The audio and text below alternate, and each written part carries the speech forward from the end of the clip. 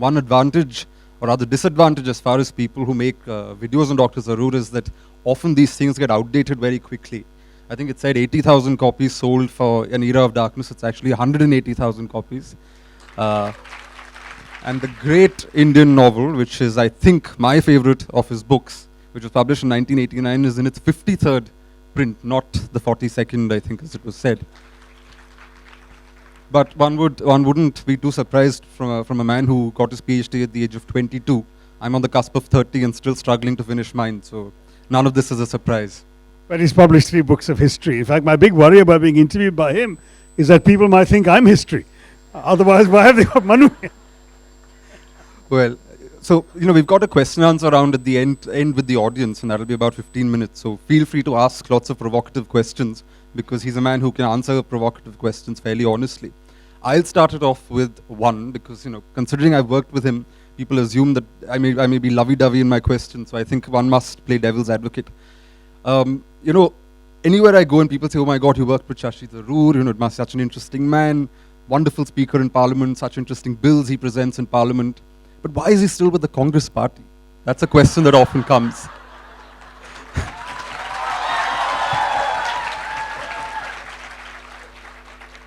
Is there an answer? What really pins you to the Congress party? Why is it that you're very simply, as I explained just the other day in another one of my misunderstood comments, I didn't come into politics because it was my lifelong career. As you know, I had a totally different life as both a UN official and a writer till after my 50th birthday.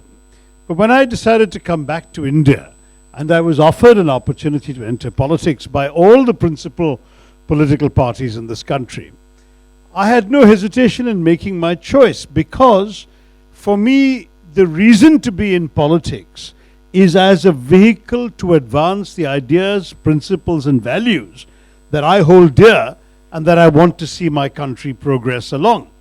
And for me, those ideas and principles have been very consistent over the years. You can read my books, including from the days when I was a staunch critic of the Congress party in my very early books, to the gradual awakening to the merits of Congress policies after 91's liberalization and the encroaching dangers of the Hindu Rashtra concept coming from the BJP.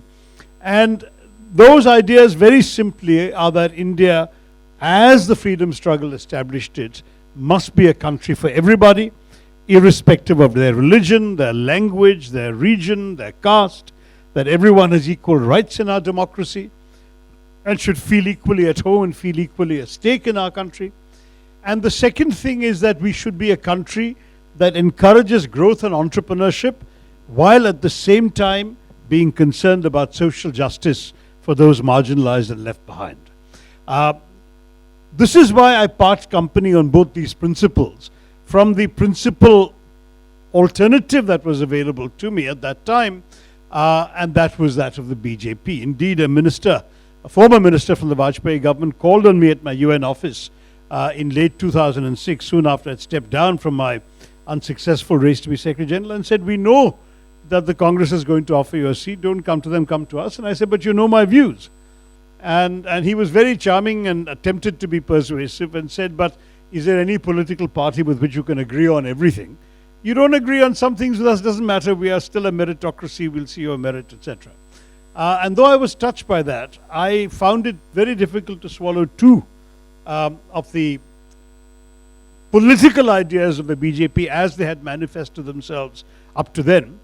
The first was their emphasis on Hindutva, which became their official guiding ideology in the late 80s, and which essentially wanted to change our nation from a nation of everyone to a nation for one religion, a Hindu Rashtra. And that was impossible for me to accept because of my understanding of what the entire freedom movement was all about, and we can talk about that later if you like. And the second thing is they just conducted a campaign on the message of India shining without asking whom India was shining for. And my big worry about that is, I used to visit India every year. And by the way, growing up in India, I used to spend 2 months every year in my mother's village in Kerala, because that was my parents were themselves displaced Malayalis living in Bombay, Calcutta, and later Delhi. And for me, therefore, that was home rather than the place they imagined as their home, which was a village in Kerala. But nonetheless, they would drag us children along with them. And so I was very much exposed to seeing sort of grassroots rural development taking place with each successive visit. And that had also influenced my thinking. And I felt that the magic of the market will not appeal to those who cannot afford to enter the marketplace. That you need to give people a leg up before you can make them consumers in our brave new economy. And so I wanted this liberalization because I'd seen the limitations of the highly fettered economic system we'd had when I was growing up in India. But while I wanted that freed, I wanted the government also to care about those who were left out, the marginalized, the dispossessed, the vulnerable. And I didn't feel that the BJP government cared enough about them. So on both these grounds, if you like, political ideology and economic philosophy, I felt I needed to be with the Congress party. Now you look around, what are the alternatives? Essentially regional parties. And I've always had a national and an international vision. I spent my 29 years working for the United Nations, in which I thought of India as one and I wrote of India as one. I couldn't possibly reconcile that with being a member of a purely regional party. And so if my choice was between the Congress and the BJP, I had absolutely no doubt as to what my choice would be. And I must say that in many, many ways, this is what continues to anchor me to the party, is that it remains the one party that still remains committed to the values and principles I believe in. As I say, I'm not a political careerist. This is not something I've done before. It's not something I need to do again. I have a life outside politics. I have all of you who read my books and so on. I have an identity that is not linked only to my being a Congress MP. But I'm a Congress MP because of the Congress party's beliefs and values, and those beliefs and values are mine. So I hope that answers your question, Manu. You know what?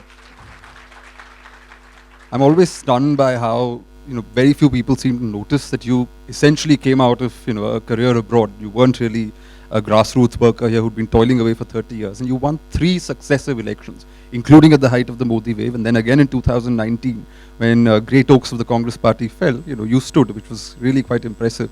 And as we just saw, even at a time when Congress is not very popular, he can make it sound extremely attractive to be a member of the party. And although he will never say it, I think, they should have made you leader of the opposition in parliament. That would have been a good decision for them.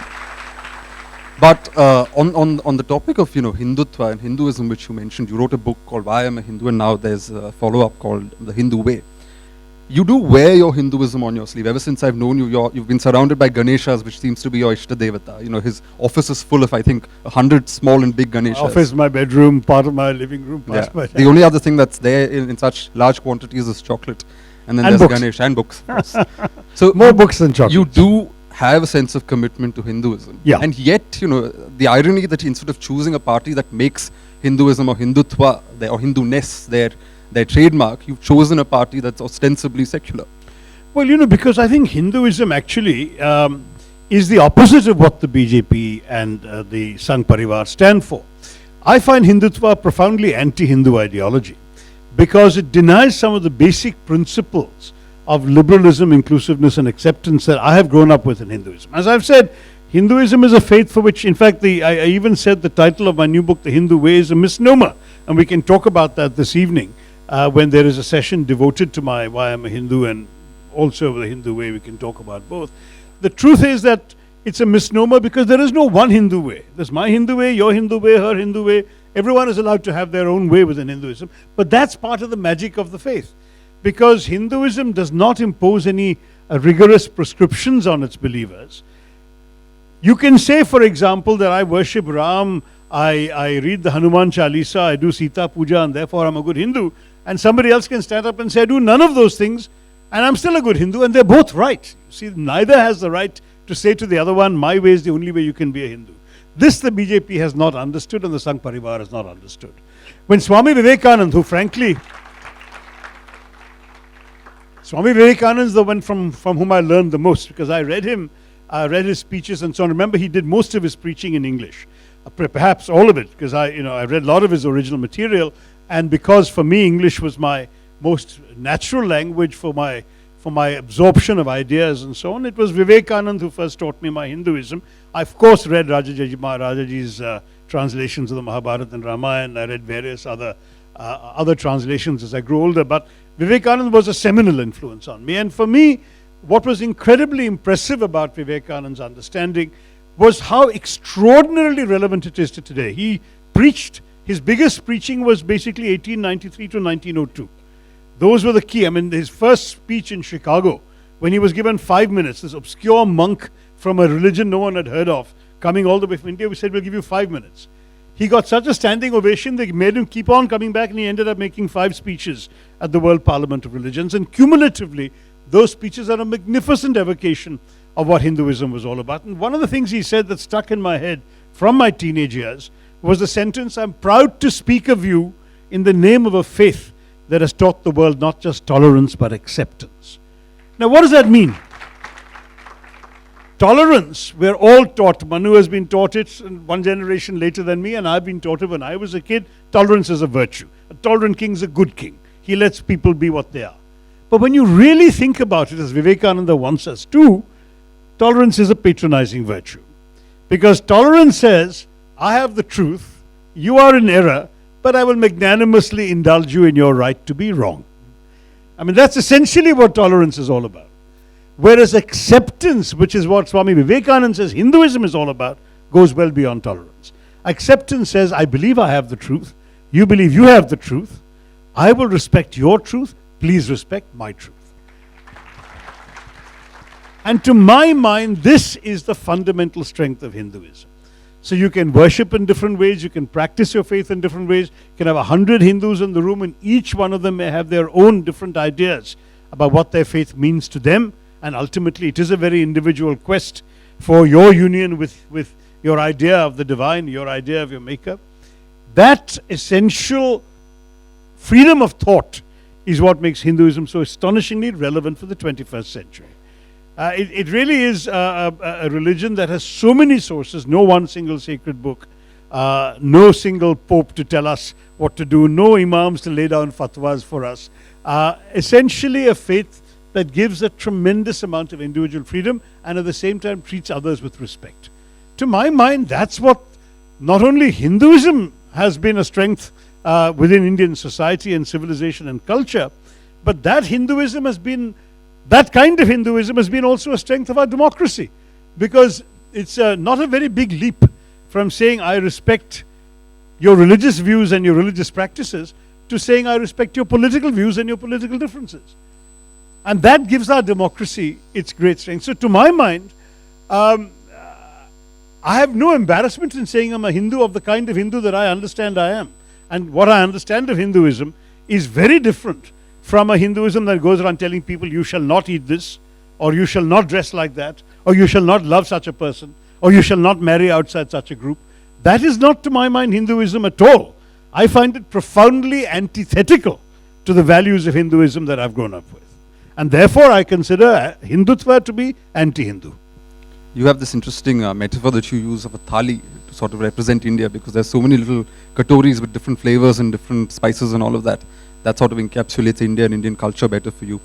But if you look at your books, for example, I won't press you too much on the Hindu thing because you've got another session on it. But if you look at your books, you know, when you did the Great Indian Novel in 1989, and for those who haven't read it, it sort of basically takes its inspiration from the Mahabharata, and most of the characters, it's a history of political India, you know, in the British era and then just after, I think. And then the characters are borrowed from there. So you have Indira Gandhi, who was Indira Priyadarshini, turned into Priya Duryodhani in this book. It's a satire, it's a splendid book. But I think you could have written that in 1989. Do you think you could have written that now? Because your recent book has been about why I'm a Hindu. It's almost sort of putting your foot down, saying this is my definition, this is the turf I'm going to protect. Because there seems to be have been a switch in the last 30 years. When you wrote the Great Indian Novel, it was still possible to interpret text. It was still possible to have your own retelling of the Mahabharata and so on. Whereas now it seems to be the case that you have to put your foot down and say, this is my Hinduism, I'm going to stand by it.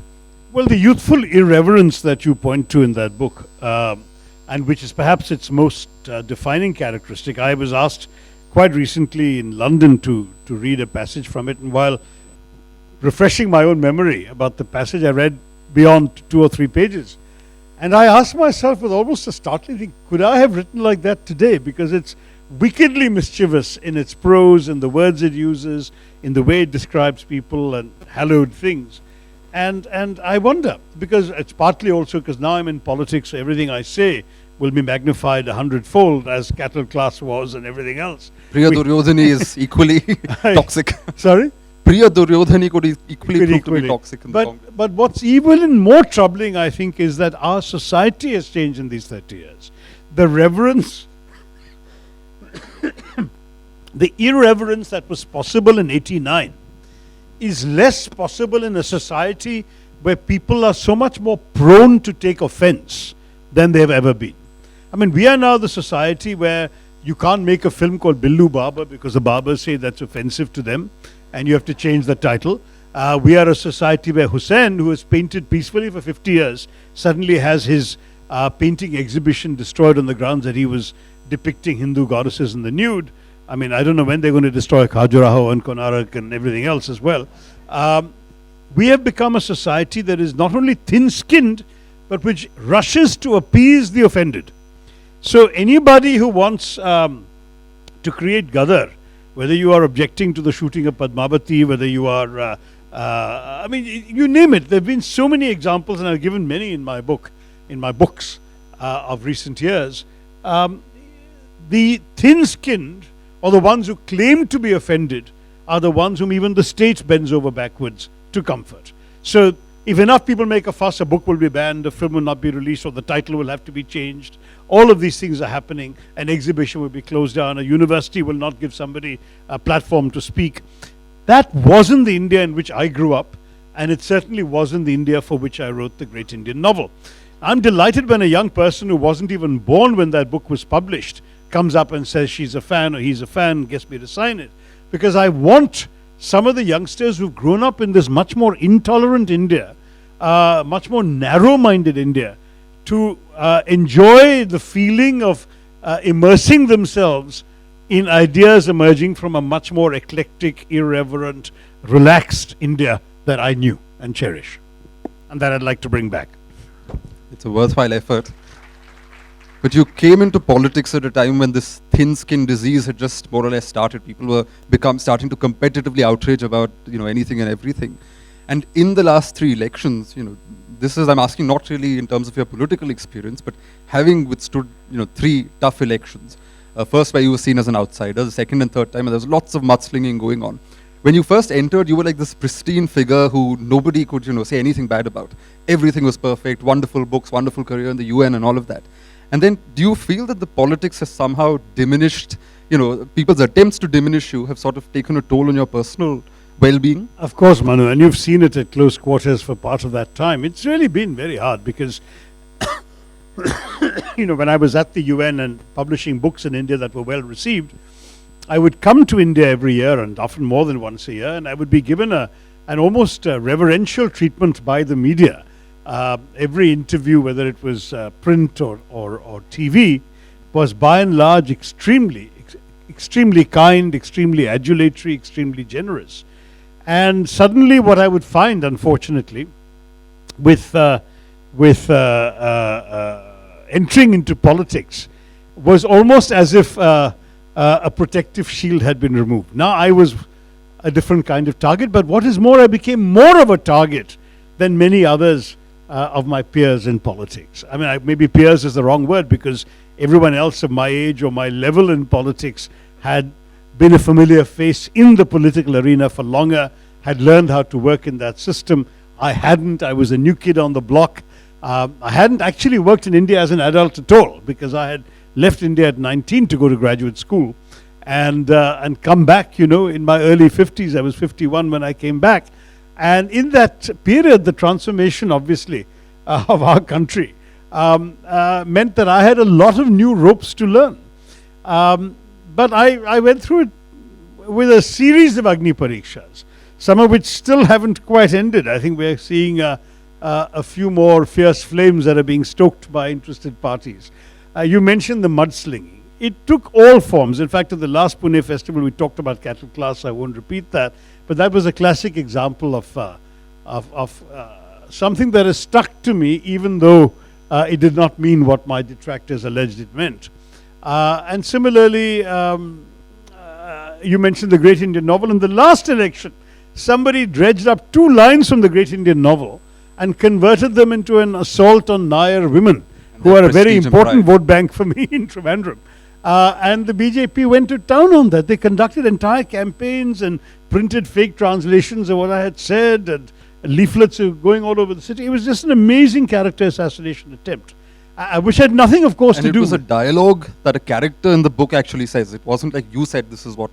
Precisely. A dialogue by a character in a satirical novel published 30 years earlier was suddenly going to be the most important thing in deciding who should represent the people of Thiruvananthapuram in Parliament in 2019.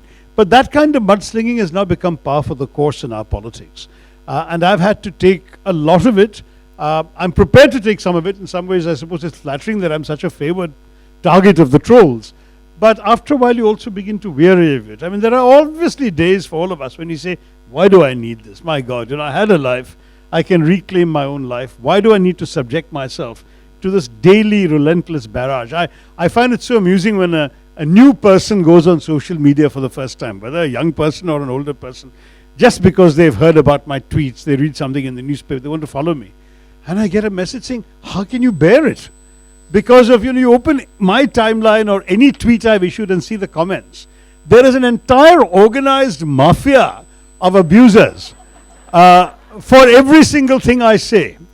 And they will do everything from accusing me of assault and murder to declaring me to be the latest reincarnation of Casanova, to various other sins in between. And this is daily, and not just daily, multiple times a day on anything I say in public. Now, initially, obviously, like a normal human being, I too was hurt. At this point, I've just basically learned to start ignoring it, and over the last few years, it's been the only way to keep my sanity. So either I laugh at it, thinking these pathetic people have wasted so much time abusing me, without realizing that their slings and arrows haven't really wounded me. And then there are, of course, the normal people like all of you here who get crowded out of the space. Because when I first came into social media, I would genuinely dialogue with real people all the time. I was constantly known for replying to queries. Query, by the way, cattle class was in the query I was asked, I was replying to it. I would reply to queries, reply to criticisms, give constructive answers when people challenge me, because for the most part I assumed I was dealing with real people. Now I don't have that incentive, because if I were to look randomly at even 5% of the messages addressed to me, 95% of those would be abusive. So how do you know who are the ones who really deserve a reply?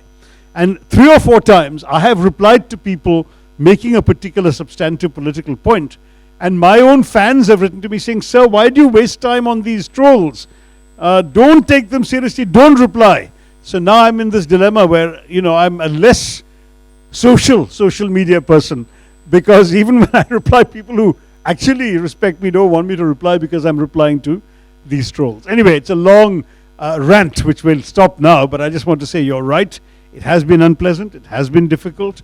In many ways, there's something about me that seems to be particularly ripe for distortion, misrepresentation, misquoting. So I'm constantly having to explain and account for things I never said or never quite said in the way it's been reported. But at the end, the whole old line about if you can't stand the heat, get out of the kitchen. I've taken the heat, I've taken the Agni, I'm still passing the Pariksha, at least 3 times, as you said. But how long I'm going to keep wanting to subject myself to it is something I'll have to decide from time to time. Good, we can always go back to your writing career and then, look forward to more books. But, it's not merely the things that are twisted. Sometimes, every season really you say something that upsets people either in your own party or people in the other party. For example, yesterday or day before you put out a tweet saying that whatever your disagreements with Mr. Modi's party here, when he goes abroad to America, he's going as India's Prime Minister. Which seems like a logical thing to say, but it seems to have upset a lot of liberals or, let's say, ultra-left people on Twitter. So too, within your party, sometimes when you say something like this, where you say the Modi government's done something that's good, people in your party say, how dare he, how could he, and so on and so forth. I mean, clearly you've developed enough of a thick skin to keep consistently defying what people expect of you in terms of loyalty. Look, my logic is very simple. Why am I in politics? It's because I believe I have something to offer, which comes out of my experience, my knowledge, my instincts, my values, my reading, whatever it may be. All of these together make me who I am. The one thing I can therefore bring to politics is my integrity, myself. Already with the anti-defection law, there are many occasions where I've been obliged to bite my tongue, because there's some things where I have to go along with the party, even if I don't agree with it, because that's the way the law requires it. Otherwise, you're expelled from Parliament. And having so many issues that I care about, I will not let any one issue result in my being kicked out of Parliament. Therefore, I keep silent when I don't agree with something. I don't lie to my public, so I don't express eloquent support for something I don't agree with. But when it's necessary to shut up, I shut up. However, on most other matters that, as you say, I sometimes am accused of speaking out of turn, I speak because I believe that what I'm saying is a valuable perspective and sometimes a necessary correction to the prevailing conventional wisdom. But is that a relatively lonely place to be? It is a lonely place to be because, frankly, our politics is now so polarized, and particularly because of the actions and choices of the ruling party, that as a result, people in our country are divided completely into black and white. There is no shade in between that is tolerated. I wrote an essay about this some years ago. In fact, in the Paradoxical Prime Minister, I have a version of that, where I talk about this whole medieval concept of Manichaeism, that the whole world is either good or evil. It's black or white. You just have to choose and that's it. And a lot of our politics has come down to that now. And I don't believe it is. And I don't believe it is for one very simple reason. If Mr. Modi is Prime Minister, it's because you put him there. I mean, our political system, of course, does not require a full majority. He's there with 37% of the vote. But since we have the system we have, and it was good enough for us to honor every Prime Minister before, we have an obligation to respect the outcome of a democratic verdict. One of the comments I got was from a very well-known left-wing intellectual who said, "This makes me sick. If Hitler was the Prime Minister, would you want him to be respected?" But the point is, Hitler is not our Prime Minister. I mean, Hitler came to power once, then shut down the Parliament, the Reichstag, and arrested the leaders of all the parties and threw them in jail and stifled the free press and all of that and set up concentration camps. That hasn't happened in India. Oh, it hasn't happened yet. And therefore, it's very, very important. It's very important for us not to see things so simply in black and white. I think that Mr. Modi, whether we like his politics or not, and I think you all know that I disagree profoundly with many things he stands for and says and does, or that allows to be done in his party's name, nonetheless, he is a democratically elected Prime Minister of India, and as an Indian citizen, when he goes abroad, he's carrying my flag, and I want him and my flag to be respected, as I want any Indian Prime Minister to be respected abroad. That is not an unreasonable position to take. But just to play devil's advocate, the leftist counter would be that these are not ordinary times, in the sense that, you know, the ruling party's got the press kowtowing to them. The opposition is the one that's constantly hounded. Something happens and the big television anchors say, "Where's Rahul Gandhi?" as if he's the one in power. So there is a time where things are lopsided. The ground isn't a level playing field for everybody. There is a certain tilt in favor of the ruling party. So the leftist sort of counter to you would be that at a time when they're already sort of let's say hollowing out institutions or putting the press into an obsequious position and so on, is it wise to try and be fair? Because when you're being fair, they'll only take advantage of that. Two answers. Number one, every single thing you've said I've already pointed out. I pointed out in my speeches in Parliament, where I would argue I was the most frequent critic of the government, and I opposed 17 bills. I initiated opposition to 17 bills they brought, and I spoke over 50 times in this one session. I have written a 500-page, very passionate critique of all these failings. Hollowing out institutions was my phrase. The paradoxical Prime Minister, which was not, I think, mentioned. Oh, it was mentioned in the audiovisual, so you saw the picture of the cover. I believe that there are some very serious, alarming trends in this country, and I'm proud of having been there to point them out as they were happening. And one day, if we all disappear into jails and prison cells, let the record show that at no point did I have any illusions about what was being done by this government to our democratic freedoms and to our country. At the same time, as I said, he is there at the result of a democratic process. And what I am showing is not only respect for the institution of Prime Minister, which is an institutional respect, but I'm also showing respect for the Indian voter, who in his or her own judgment has seen fit to entrust with this individual that job of Prime Minister.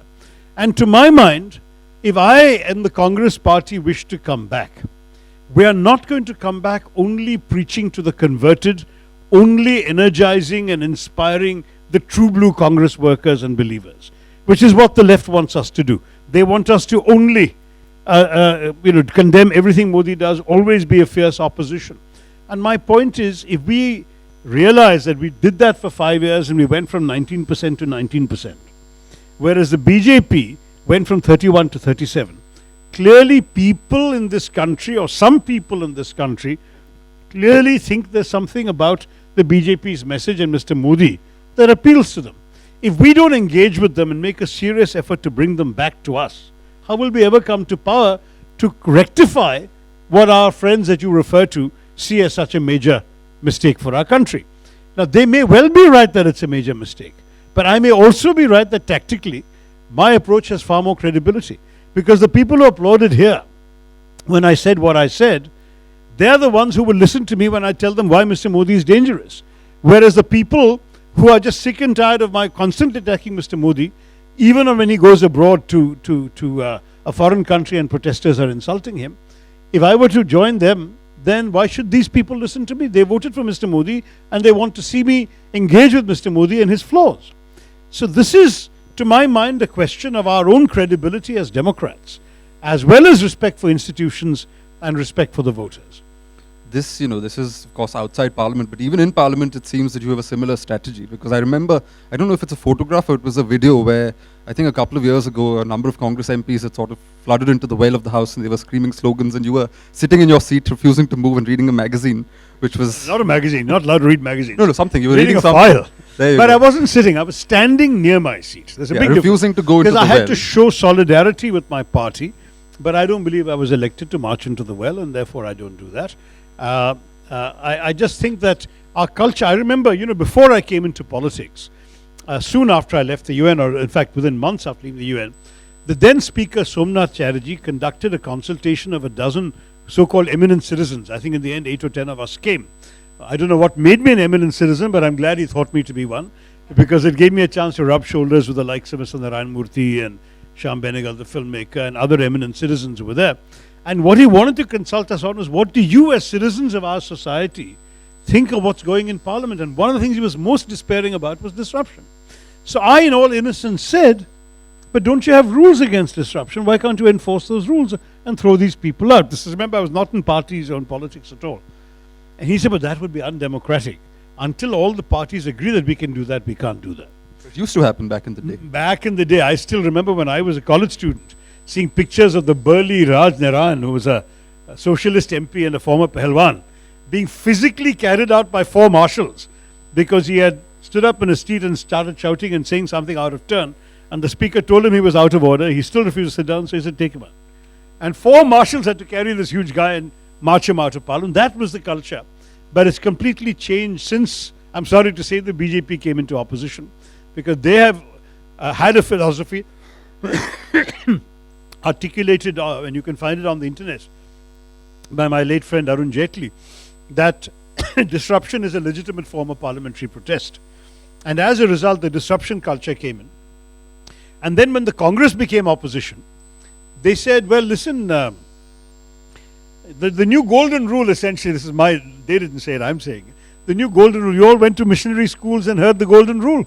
Do unto others as you would have them do unto you. It's a very famous rule out of Christian ethics. Well, the new golden rule in Indian politics is do unto others what they have done unto you. So what the BJP did to the Congress started doing to the BJP. And I just felt that what we deplored and condemned and even shamed them for, we shouldn't be doing ourselves. But the perception in our politics is that this is what the public wants. The public wants to see Gadar in Parliament because it shows that the intensity of our convictions and beliefs. Whereas my argument is we ought to be arguing in Parliament because we have good critiques to offer.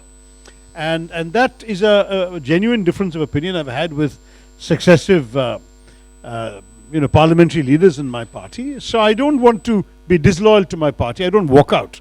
There are some people who, like me, don't agree with it, so they quietly slip away and the disruption's going on, they go to the toilet or they go home. I don't do that. I stay to show my solidarity with my party, but I don't participate in going to the well or shouting. For many years, you advocated that when the Congress is at its lowest, it should use Parliament more constructively in order to get back in the game. But recently, when all the parliamentary committee chairman positions were allocated, for the first time in history, the External Affairs, the Foreign Affairs Committee wasn't given to an opposition MP, it was given to a BJP MP. So is it wise to expect that you can use Parliament constructively when parliamentary usages are being flouted because the ruling party has a brute majority in Parliament? You yourself have lost your committee seat because but I've been given another committee, the Information Technology Committee, which in the 21st century is not a bad place to be, and certainly one where we can have some influence on various rules that are going to shape the lives of the young people here, from data protection to Aadhaar to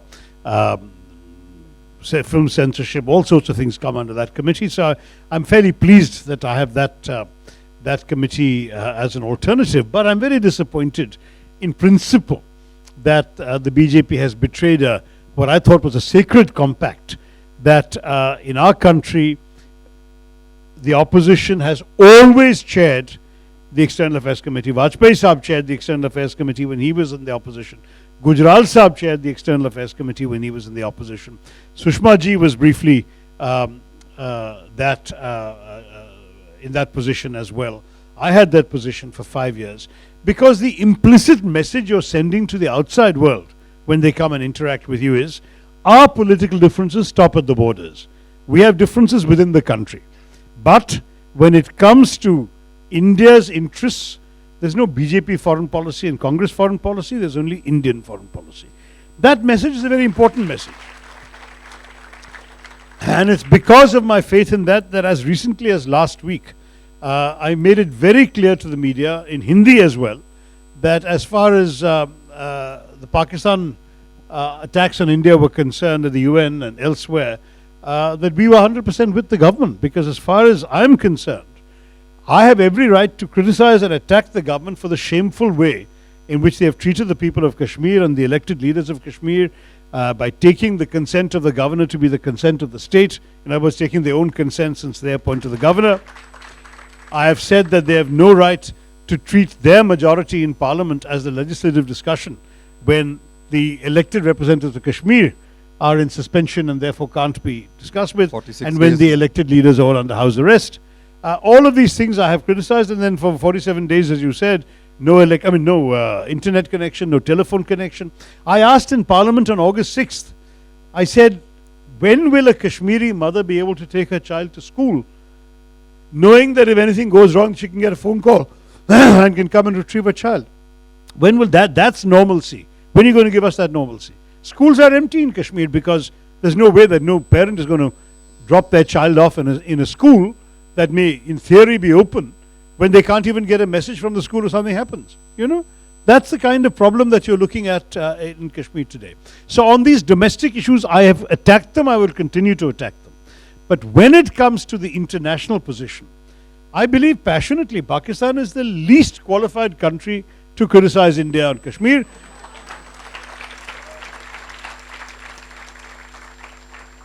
Not only because of their own abysmal record as a military-dominated state, but because they have actually done to their part of Kashmir already what they're accusing us of doing in ours today, or beginning to do today.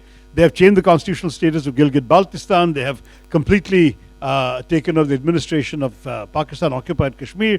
Demographic change is so vast that 97% of POK is Punjabi-speaking. 97%. So, where is Kashmir left in that part of Kashmir? As far as I'm concerned, they have no business, absolutely no business to point fingers at us. And as Rajnath Singh ji quite rightly said, when was it ever yours? What gives you the right to sort of talk about Kashmir? So on that issue, I have zero sympathy for their kind of international critique. And indeed, it's all about they're trying to score international points. It's nothing to do with the well-being of the Kashmiri people. But I will speak for the well-being of the Kashmiri people as an Indian MP, an Indian citizen. I don't believe Indian citizens, and that's what the Kashmiris are, should be subjected to this kind of inhumane treatment. It's interesting you use Pakistan here because, you often also use Pakistan as an example of what we should never become. In fact, I think there was a case filed against you when you said that India should not become a Hindu version of Pakistan. would you like to explain? Yeah, I mean, because, by the way, that phrase Hindu Pakistan was first used by Jawaharlal Nehru.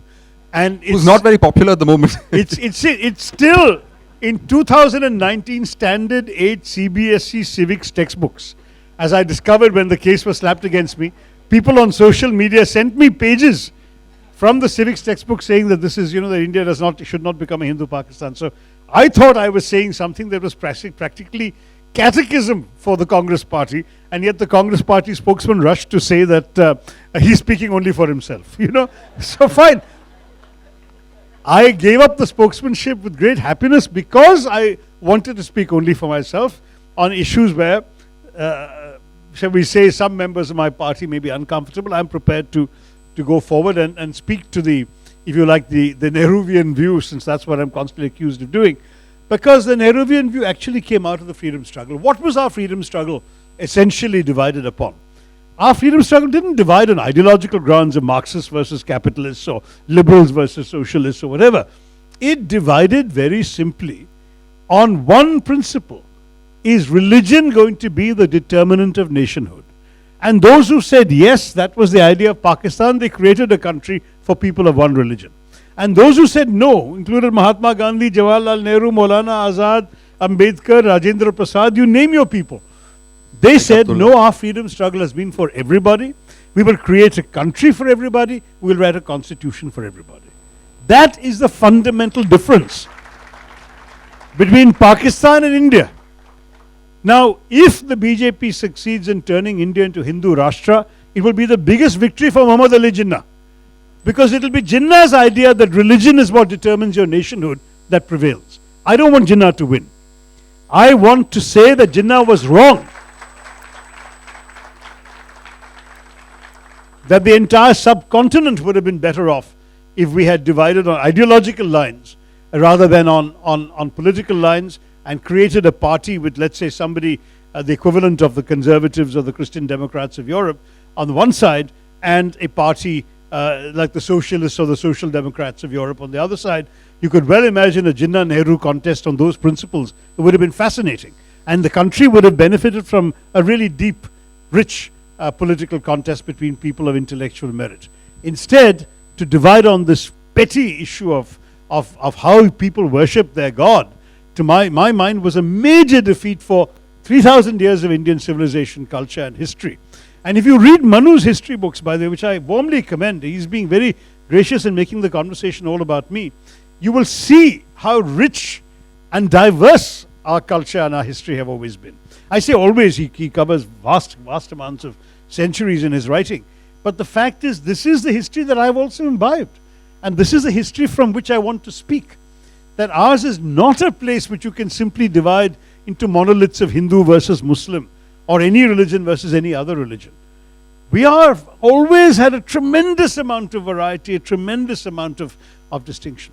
Whereas Pakistan is built on the idea of one nation, one language, one religion, one culture, one identity. If you are a Pakistani who has the misfortune not to be seen as a Muslim by the government, such as being an Ahmadiyya, or being one of the so-called heretical sects, the Baha'is or whatever, then your passport is actually stamped non-Muslim. I have met Pakistani Christians with a passport saying non-Muslim stamped on it. What a humiliation. Do you want the day to come when your Parsi friends or your Muslim friends in this country will have to carry an Indian passport stamped non-Hindu? I would be ashamed. I would be ashamed to carry such a... I would probably declare myself some sort of apostate, though Hinduism has no apostasy, in order to get that stamp myself, that the way the Danes wore the yellow star of Jews on their sleeves during the Nazi rule in the Second World War. We are not like that. We must not become like that. And as far as I'm concerned, Hinduism is not like that. Hinduism is a faith of great acceptance that cherishes and is enriched by the diversity of our culture. Let us never become a Hindu Pakistan. On the on Hindu gods, William Dalrymple was in town a couple of months ago, and he and Uday Kulkarni had gone outside Pune. Since we are in Pune, I'll just quickly relate this anecdote. They found this shrine somewhere in a village, and it turns out that this was where an English colonel had been hanged, and his head was cut off. The head was taken to a police station where it's worshipped. I mean, even now the police do their tantric. He's mentioned this in his book, He's got it in his new book. Whereas where the body was found, they've actually got people come and worship there as though it's a Hindu god. They've given it a name, they've given it certain rituals. They've enshrined that as a Hindu god over there. So Hinduism can be pretty diverse in that sense, as you were saying. Okay, my final question before we throw it open for well, you know, the I audience. mentioned in my book also there is actually a temple in South Arcot to a Muslim warrior who, in their story, was a guardian of Draupadi in the Mahabharata. Now, the Mahabharata was written when Islam didn't exist. But this is the way in which Hinduism has absorbed the existence of Islam in its midst. By saying, oh, this Muslim chap came and protected Draupadi, so we'll worship him. There's a Muslim Ramayana in Kerala as well, where there's a Muslim Ramayana in Kerala called the Mappila Ramayana, where when Shurpanakha goes to Ram saying, you know, I'd like to be with you, and Ram says, sorry, I'm married, can't. Shurpanakha turns around and says, but the Sharia says it's okay, you can take a second wife. So, you know, there's even a Muslim Ramayana that exists. Anyway, my final question. I wonder how that story ends, though. Sadly, the whole thing doesn't exist. They've only found fragments of it now. Oh, it's an what a oral shame. tradition. So we don't know There's what an happens. alternative version to write, but you'll probably be torched immediately by I don't think I'm writing that anytime soon. I don't think any of us is. Okay, no, final question hardly because enough to we've do. got audience time starting soon, which is all this said and done. Where do you see yourself in 10 years and where do you see the country in 10 years? But I've never been able to answer that question. I'll be very honest. At any stage of my life, I have never known. It's partially the uncertainty of UN postings and partially my own sense of perhaps vulnerability or flexibility or autonomy. I've never known. People ask me what you're going to be doing 3 years down the road and where are you going to be doing it. I couldn't have given them a clear answer. All I will say is, whatever I do, I will be always engaged with the well-being of India. You know, I happen to be born in London. I've never taken or exercised my right to a British passport. I lived a long time in America. My children are there. I've never exercised the temptation on the basis of my long stay there to apply for a green card. I have always seen my allegiance as being to India from my childhood, because being born abroad made me interrogate myself at a precociously young age as to who I was, what identity I valued, where my allegiances lay. And I've written about how, you know, I look in the mirror and I see an Indian. And to my mind, I gave an interview at the time of the Great Indian Novel 30 years ago, where I said, perhaps a bit vaingloriously, I didn't mean it that way. I said, India matters to me and I would like to matter to India. And that, of course, has only really become something I could put into practice in the last decade, when I came back full-time in the last 11 years and started actually serving the people of India. And I found that immensely satisfying and rewarding in many ways. If there are things that are happening in my constituency only because of my intervention that will perhaps change the lives of generations yet to be born, it's a feeling for me that I've done something for my having been in politics. But at the end of the day, I still think it's my ideas that will matter, because any position is only transient. I'm already a former minister. One day I'll be a former MP. But I hope never to be a former writer, a former thinker. As long as God leaves me the power to think and to write, I will continue trying to engage with the issues that matter. And, you know, whenever I'm sort of gone from this planet, I would hope to have left behind things that may still touch the minds, the hopes, the concerns of future generations. And that's ultimately going to be, for me, what I would like the vindication of my life to have been. But where it's going to be, in what position, what city, I can't tell you. All I can say is, as long as I'm around, I'll try and be engaged with how you folks are doing and how your future is being built. Excellent. I think we'll open up to questions now. I don't know if there's a mic going around. There is. Where's the mic? Okay. We'll go ladies first. There's a lady there. First from me, sir. Oh, I thought he was a volunteer offering mics to people. He took it for himself. And then we'll come to Proactive, you. self-starter. Come on. The question is regarding the issue which you are handling just now. Your political career. Where do you see yourself in the Indian politics? As the president of Congress party, which we don't think so it will be possible, or say the chief minister of Kerala, maybe under the BJP. How do you see it? Am I allowed to say neither? No, listen, I genuinely believe that the best way to approach anything you do is to do what you're doing now well and let the consequences follow. To my mind, it's foolhardy to plan in politics because in any case, you propose, the voters dispose. Right now, I'm serving the party to the best of my ability in Parliament. I have, as I said, been very active and I hope energetic as well as thoughtful in critiquing a number of the steps the BJP has taken. And outside Parliament, I've continued being active as chairman of the All India Professionals Congress, which is sort of my little boutique within the Congress party, where we are giving a platform to professionals, and I see many potential recruits right here who could look for a platform where they can influence the thinking of the Congress party through the Professionals Congress. That's something that I'm doing within the party. Beyond that, what opportunities may or may not arise will depend on unforeseeable circumstances. I see absolutely no advantage in discussing them. When I've spoken about the future of the party, I've always spoken about a process, not a particular outcome. I've said have elections for the presidency, have elections for the working committee. Here's the suggested electoral college. The ICC expanded to include the PCC delegates, so about 10,000 people who are all party workers, but known identifiable party workers, election IDs, photos, mobile numbers, so you won't get fake voters. Let them choose the leadership. It'll be good for the party. And I stand by that.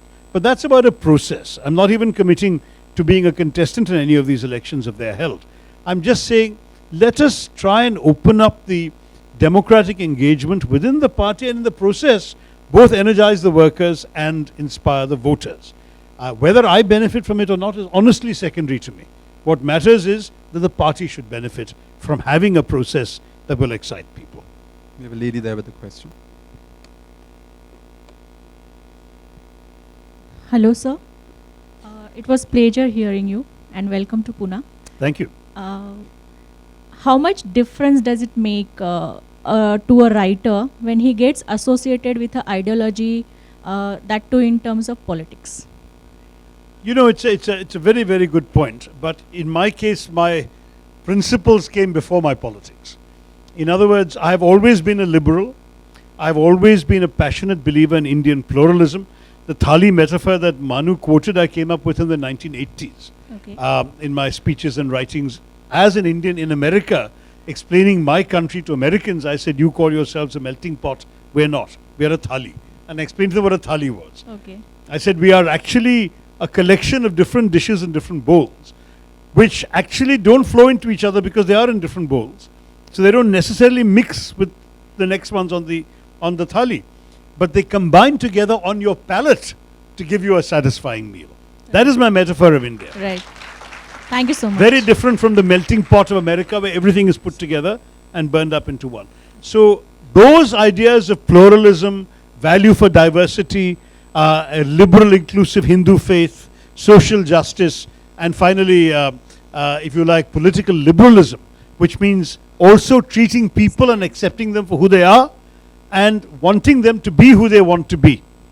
That is something, be and become who they want to be and become, as long as they don't harm others. That core political philosophy of liberalism has been mine, not only politically, but in my dealings with other people, including my staff and my friends and my social contacts. And therefore, all of that was fairly, because I came to politics late, I didn't acquire my ideology from a party. I chose a party that was close to my ideology. So anybody who didn't like my ideology or my thinking would have already gone away from my writing before I came into the Congress party. And those who understand why I'm in the Congress party will still read my writing because it's my writing. We'll take a couple of questions from you and then go to the back. Yeah. Hello, namaste sir. I just Namaste. want to ask one question. Like You'll have to hold the mic a bit closer to your mouth. Okay. I just want to ask one question. Like any person who is born as a Muslim or as a Christian or in any other religion, but following a Hindu way of life, would be considered as a Hindu or to the religion in which he is born? Very good question, because in fact there are more than one answer to that question. Many Hindus tell you that you can't convert to Hinduism. Therefore, if you're born something, you are what you are. Others tell you, no, you can. There are certain, this, for example, the Shuddhikaran ceremony that the Arya Samaj has invented, where you can actually go through certain practices and rituals and then get a certificate saying you're a Hindu, which other Hindus may or may not value. But I know, for example, at work, because I wrote an article once many years ago before coming into politics, decrying the fact that in some temples in India, particularly in my state of Kerala, non-Hindus are not allowed. And saying that we should open up our temples to people of all faiths, let them come and see our faith for what it is, and see the faithful at their practice. Why should it bother us? And there was a lively exchange with readers about that. But one lady wrote to me saying, I agree with you, because I was thrown out of a Hindu temple because I'm a white blonde married to a Hindu. So I had to go through the Shuddhikaran and come with a certificate, and then they let me into that temple. Why should this be necessary? So I do believe that other faiths, Christianity and Islam certainly, have no restrictions on who can enter their mosque. They want to convert you. They want to impress you. Whereas Hinduism, because it doesn't seek to convert, tends to say, you stay away. Kerala has a very famous anomaly. There's a famous playback singer called K.J. Yesudas. One of his greatest sort of oeuvre has been songs, devotional songs and bhajans to various gods worshipped in Kerala, including Krishna, Shiva, Shabri Mala Ayyappan, and so on. And for example, Lord Ayyappan in Shabrimala is actually put to bed every night to the song of a lullaby sung by Yesudas. But Yesudas is Christian. Yesudas, he's the servant of Jesus, right? So he's not allowed into many of these temples where Hindus are not allowed, while his music is being played inside for Hindu devotees to listen to. Now this is kind of irony. But as far as I'm concerned, if he says, I want to come to a Hindu temple, he's the kind of person we should be grateful is coming to us, because he's shown his respect for our faith through his singing of our bhajan. You get my message? Yes. Yeah. Thank Okay, you. we'll sir. collect your question, and then the mic is to go to the back. Yeah. So we have equal geographical representation. Hello, sir. You used the term faith as partially inclusive with the idea of Hinduism. So I wanted to ask if faith is an imperative necessity. Is it like a determinant for being a Hindu? Because what about people who endorse the idea of Hinduism but who are religious only to the cultural aspect of being a Hindu? Fine. But that's also possible Hindu. There are 6 schools of Hindu philosophy, of which 4 are basically uninterested in the existence of God. I mean, there are some that are openly atheistic, like the Charvakas and so on. There are others who say, we're not sure, so let's just move on. I mean, the Rigvedas creation hymn ends with a verse that I've quoted in my books, which says, where did all this come from? Who made it? How was it created? Only he in the heaven knows, or maybe even he does not know. Now that's the kind of skepticism there in Hinduism. So you're free to believe, not believe, worship, not worship, practice bhakti, practice Raja Yoga, practice Karma Yoga. It's totally up to you. That's the great thing about Hinduism. There are no compulsory beliefs. There are no compulsory rituals. There's not even a compulsory Sunday as you have in Christianity, or Saturday as you have in Judaism, or Friday as you have in Islam. Because you can take any one of the 7 days of the week, dedicate it to your favorite God, and fast for him or her, or worship him or her, and go and do pujas for him or her, any day of the week. Now, that's Hinduism. Which faith can claim to be like that? And which major faith in the world actually never claims to be the only true religion in the world, except Hinduism? So believe what you like, ma'am. Believe only in cultural Hinduism, you're still a Hindu. Thanks. So please pass on the mic after you're done to that lady at the back. Sure. Hello, sir. I just want to know that is Congress very much averse to taking from BJP? Because the way BJP has come to the fold after 2012, the Anna agitation and everything. And I follow you, I have messaged you many times on Twitter. I see all the congressmen are busy on Twitter, and I don't see they are agitating outside, or they are doing some satyagraha movement the way Congress has come up. So have we lost, are congressmen interested to come back to the power is the question, because they have not left us any other choice to choose the vote for any other party. And one small thing is that president for Congress is so difficult, because I was actually counting days. We got World Cup, cricket got over, Wimbledon got over. There are multiple other small sports tournaments and everything got over, but we still didn't have the party president. Okay, just pass the mic to that lady there. That's the last question. Unfortunately, we've got a ticker here. It's a test match, as you can see. The fact is that we do have a president. It's an interim appointment, but it is Sonia Gandhi, who has been full-time president before, and she is working very hard and working full-time. So I wouldn't worry too much about the absence now of a decision maker in the party. There is one. But they did say she was appointed on an interim basis pending the election of a new president. So we'll have to see when that election is announced and when it happens. But coming back to your larger question, I agree with you, we need to be more active in the streets. I personally, at the highest levels of the party, I won't name people in a private conversation, at the highest levels of the party, I've raised the concern I had that, for example, when I objected in Parliament to what the BJP was doing to the RTI, which the BJP tried to sell to the opposition parties as a routine technical amendment, but which is actually hollowing out the independence and autonomy of the RTI commissioners.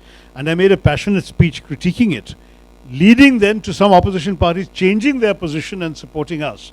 When all that was happening, there was not a single dharna or agitation or satyagraha or protest march by any PCC anywhere in the country. And I did complain to the leadership that this was a big mistake, because to my mind, RTI is for all of you, it's not for the politicians. Politicians have other ways of getting information. But the ordinary public has the right to demand information with one-page letter or a postcard from the government about how your tax money is being spent. That is your sovereign right that is being assaulted. We should have brought the issue to you. And we should have said, do you see what's being done to you? And we should have shaken the foundations of the BJP's complacency on that issue. Their complacency came from the fact that whatever they want to push through, they've got a majority of 303 versus 52.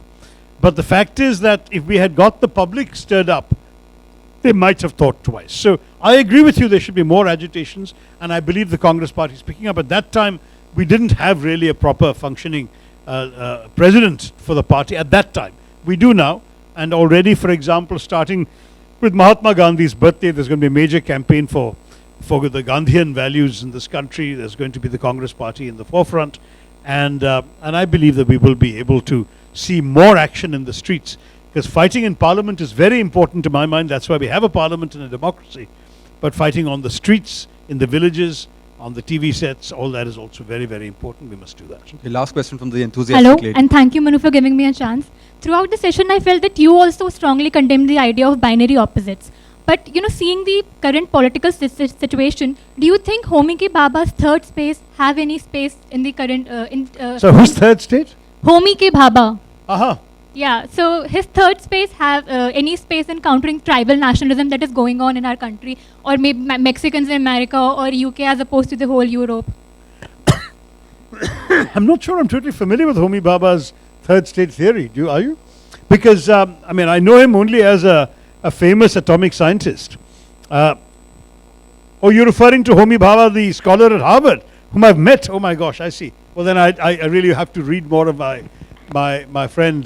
But all I can say is that as far as binary opposites versus other positions are concerned, in a country like India, where there's always so much of diversity, so much nuance, and frankly, where the scale of the numbers is so vast, it seems to me improbable that everything can be simply fitted into two categories.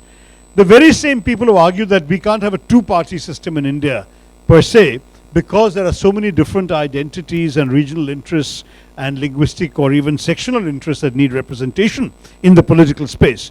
Those same people talk about black and white. It doesn't make sense to me. If on the one hand you're saying that our country needs a Samajwadi and a BSP and a Trinamool and a Shiv Sena and a BJP and a DMK and an ADMK and a Congress and all of that, if you're saying all of this needs to exist, or here in Maharashtra in the NCP also, they all need to exist, then by the same logic, just having two boxes of black and white to put them into is not good enough. What we need to do is, definitely we should criticize. In fact, one of the criticisms that was made of Jairam Ramesh's comment, don't demonize Modi, was, but Modi is busy demonizing us.